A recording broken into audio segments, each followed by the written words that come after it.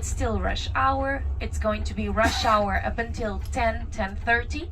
Don't ask me what those people do for a living. I have absolutely no clue. For me, if you're still trying to commute to work at 10 o'clock, you're already late, because usually we start to work at approximately 8:30, 9 o'clock. So on the way to the heart of the city, to the center, we're going to see, yes, some traffic, because this is one of the modern areas of the city. It's where we have the banks, where we have the hotels, the offices as well. So part of the business district of the city. That's why you can see such modern buildings, at least compared to the ones that we're going to see also this morning. Along this road, you're going to see a few trees. So here on the left-hand side, these trees, they're actually jacarandas. You're going to see them all over the city. They, when their flowers bloom in approximately April, it's around April, they have these gorgeous purple flowers that a few weeks later they start to fall, and they create these beautiful carpets of flowers on the ground. So that's something beautiful to see around May, really. So some of these trees, they still have purple flowers, so that's the easiest way to identify them. They're not endemic from here. They came from Brazil, but you can also find them in New Zealand and also Australia. So in terms of the history of the city, well, I always like to start with the name of Lisbon, Lisboa in Portuguese. This comes from Olisipo. Olisipo was the name that was given to the city by the Romans. The Romans were the first peoples to establish here in this territory. They found the perfect conditions for them to establish here, because here you can find 7 hills, and we say 7 hills just like Rome.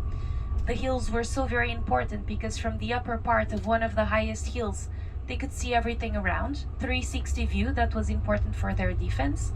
And then they were also close to 2 different bodies of water. They were close to both the river and the ocean. The river is the Tagus River. The Tagus is a river that flows for 1,000 kilometers all the way to the Atlantic Ocean. So it starts in Spain, that's why it's considered to be a Spanish river, and then it flows all the way to the Atlantic Ocean that we can find here, and later on I'm going to show you. We're very, very close to the mouth of the river. Tagus is the name that we give now to the river in English, but if we were to speak Portuguese, then we would call it Tejo. T-E-J-O. Every time you see that word, you will know that's the name of the river for us in Portuguese. The Spanish, they call it a different name. They call it Tajo. But well, back to the Romans. So they found the perfect place to establish here, and Olisipo was the first name they gave to the city because it means safe bay. It was a safe bay for commerce, which was very important for the Romans. They would also not just export products from here, but they would also produce something here called garum. Garum was a mix of fish and oil and salt that the Romans would put in food and wine to give it more flavor. I know it doesn't sound like the kind of flavor we would like to experience nowadays. However, I found out very recently that there's a restaurant in the downtown area that is still, well, producing garum and giving it to their customers. Garum, it's probably produced in a different way. Not the same way as the Romans would produce it, but now they're putting these in cocktails. I have to admit, even though I think it's probably part of my homework to try to be able to tell my guests if it's good or not, I have to confess that I still wasn't brave enough to taste that garum, to try it. So the Romans were also the ones responsible for our language. Coming from Latin, it is a Romance language, even though the feedback that we have from our English-speaking guests is that it doesn't sound like Latin at all. They say it sounds Slavic. Well, I can guarantee you it really comes from Latin, just like Spanish and French, Italian and Romanian, and you can mostly see it if you compare the writing, so the Portuguese and the Spanish, for example. So we are already used to, again, this language coming from Latin. That's why it's somewhat easier for the Portuguese to learn other languages coming from Latin as well as it would be for you, for example, because we in Portuguese already have to bear in mind that the objects, for example, they too have genders, just like in Spanish and French, even though sometimes a word may be feminine in Portuguese and masculine in Spanish. The reason behind it, well, there's no reason. It's just what it is. We don't try to make any sense of these languages. That's actually the best you can do. One time I got an advice from a French teacher. She said, "You're really trying to make sense of everything. Don't do it. Learn the language as the babies learn a language. You mimic it." So they don't think too much about it. So after the Romans, we also had the barbarian tribes, and then later the Moors. The Moors were so very important to the development of the city as well, and the development of this whole territory that now we call Portugal. They invaded the Iberian Peninsula in 711. They came from the north of Africa, so south all the way to the north. The Christian reconquest started the opposite way around, north all the way to the south. That's why here in the center we were under the Moorish domain for longer periods of time than in the north, So the Moors, they brought us the use of the tiles, the glazed tiles, to the Iberian Peninsula, something that now we consider to be very Portuguese. And they also influenced our language. The words coming, or the words starting with al, they come from Moorish origin. And there's hundreds, if not thousands of them in Portuguese and in Spanish. Makes sense because they were here for such a long time. But there's a few ones that I can think of now in English. Algebra and algorithm. These are also Moorish words. So the Moors, they stayed here since the 8th century all the way to the 12th. In the 12th century, our first king of Portugal, he expelled the Moors from here. He took a siege to the castle where the Moors were. The siege took 16 weeks, and finally the city became Christian and then part of the Portuguese kingdom. So we had a monarchy from the 12th century all the way to the 20th, to be more precise, all the way till 1910. So since 1910 we have been having a republic. And there's a lot to say from the 12th century all the way till 1910. That's what we're going to be talking about this morning, but also in the afternoon when we are going to visit a palace that also belonged to the royal family.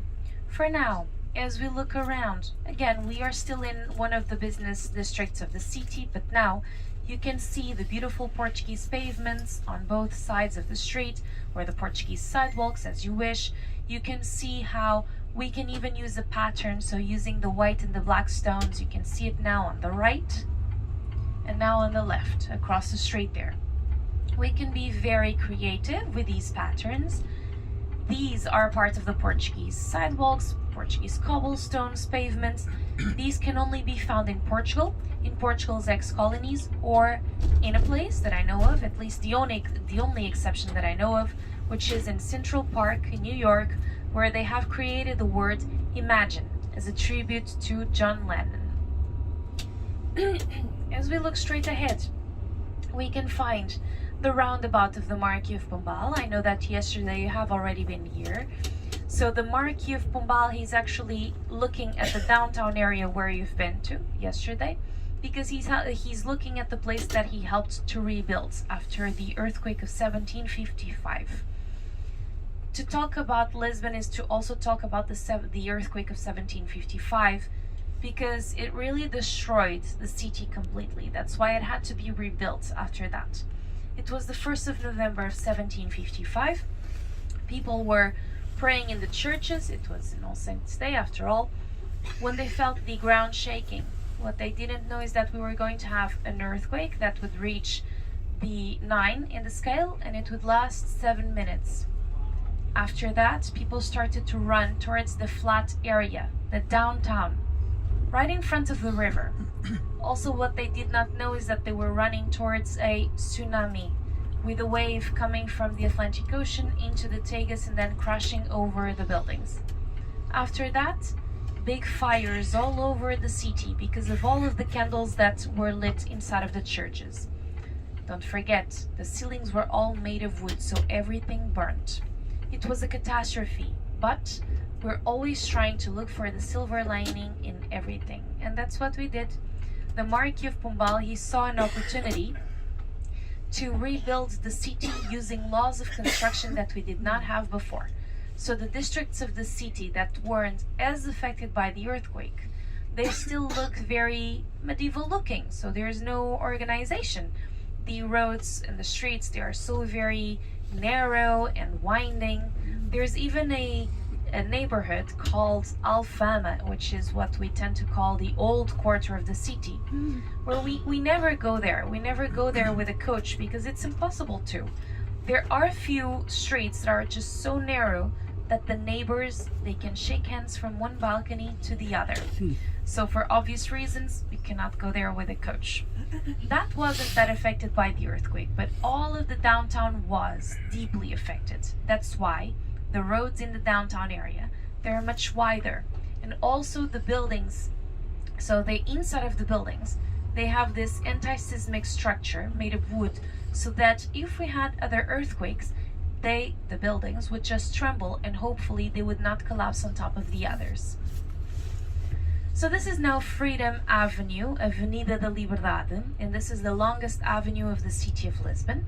This is our Champs-Élysées, and you can see it by the kind of stores you have here, the very high-end stores like Gucci, Prada, Lacoste, they're all here. This used to be the VIP area with a garden and a fence around that garden.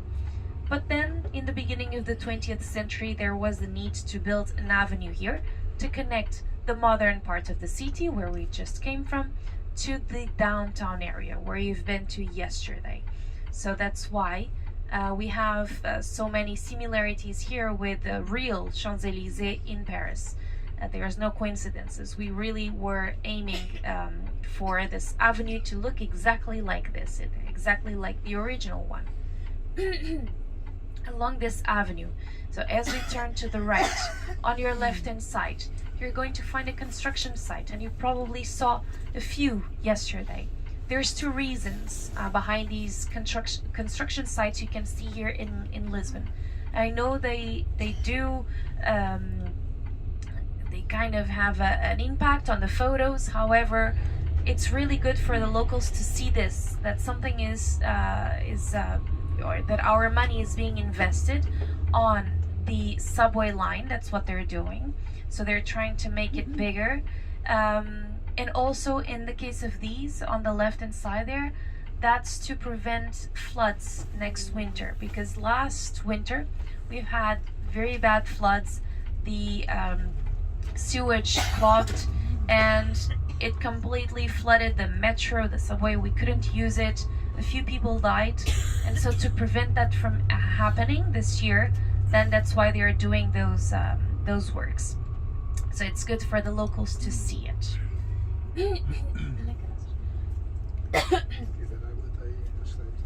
Ai, obrigada. Posso então? Como é que se chama? Desculpa. Obrigada. Não estou bem, mas não é a doença. Obrigada.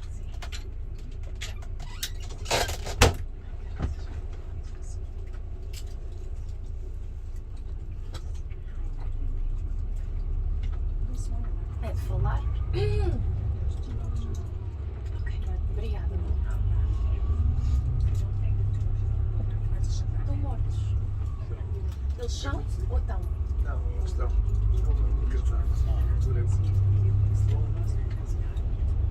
Caraças, não consigo uma reação. Vou tentar tudo. Se esta não funcionar, agora é esta que eu vou dizer, então nada funciona. Hoje no dia está perdido. So can you see, if you look to both sides of the road, the dark green lampposts? Yes. Can you see how on the top there's a yellow decoration? Yes. On the right hand side and on the left. Now more to the right, because on the left there's a trees there. So you cannot really see it clearly. But so on top of the lampposts you have the symbol of the city of Lisbon. It's a boat with two ravens. This is the symbol of our patron saint, Saint Vincent. That's why it became the symbol of the city. But we here in Lisbon, we don't celebrate Saint Vincent, even though he is our patron saint. The festivities of the city of Lisbon are dedicated to Saint Anthony. Saint Anthony of Padua. You may have heard about Saint Anthony of Padua before. He is considered to be an Italian saint because he died in Padua, in Italy. But actually, he was born in Lisbon in 1195, and I'm talking about the same saint. So we celebrate Saint Anthony of Lisbon, that's what we like to call him. We have a very special love for Saint Anthony. We pray to him when we want him to find us a lost object or a husband. He was known to be a really good matchmaker. But we say praying to Saint Anthony is not enough. We should give the saint an extra incentive, and that is to buy a small statuette of the saint, putting it inside of a glass of water upside down, so we drown Saint Anthony until he finds us a husband, and then we take him out of the water. That's what tradition says we should do. It's more than just tradition, it's also superstition, of course. And I've never done this, but I know a few people who did, and they say, careful, it's super dangerous, it works. That's what they say.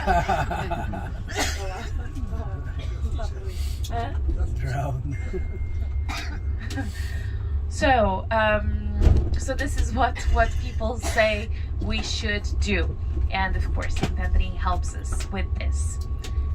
Now you're going to see along the street how there's going to be a yellow house, and it says Casa Museu Amália with a red banner. I'm going to show you shortly.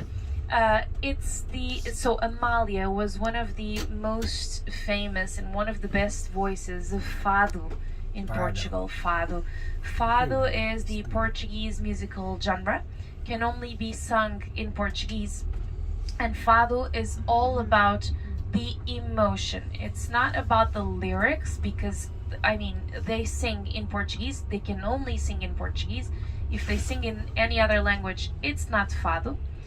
But fado, it's like opera in the sense that you don't have to understand the lyrics in order to love it and to really even get emotional with that, because it's really all about what the singer makes you feel.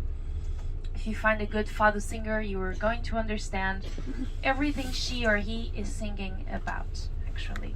So Amália, she was one of the most powerful voices. She's no longer around. Now she's buried at the National Pantheon. Everybody who, in a way, contributed to our identity as Portuguese, they are now buried there at the National Pantheon. So the House Museum Amália, it stands on your right-hand side, and there's a red banner outside. You can even see her face there on the right. Amália Rodrigues. Nowadays we have other voices for the fado. The most famous ones are perhaps Marisa. If you go online, look for Marisa Fado. She has really one of the most amazing voices I've ever heard. And the good thing about fado is also that they don't need to use any microphones. They really project their voices. It's quite spectacular. So now we're going to see very shortly a very big white building, majestic really. It's going to stand now on your right hand side. This used to be a monastery from the 16th century, but because all religious orders were expelled from Portugal in 1834, the monks, they also had to be expelled from here, and so we gave it a different purpose. Nowadays we use this old monastery as the headquarters of our Portuguese parliament.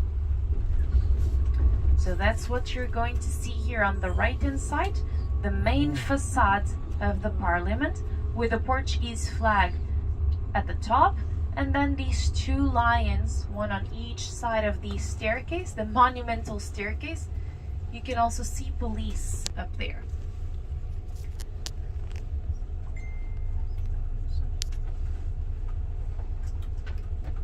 At the moment, we have more than 200 deputies